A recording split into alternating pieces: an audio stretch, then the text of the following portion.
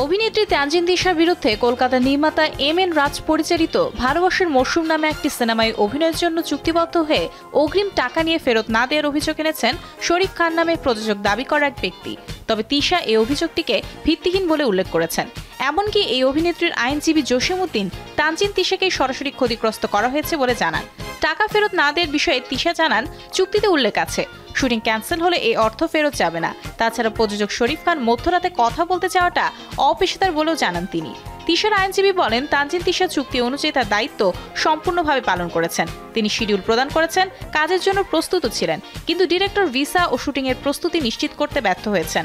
ফলে চুক্তির সংশ্লিষ্ট ধারাসমূহ অনুযায়ী ডিরেক্টরের ডিফল্ট স্পষ্টভাবে প্রতিষ্ঠিত হয়।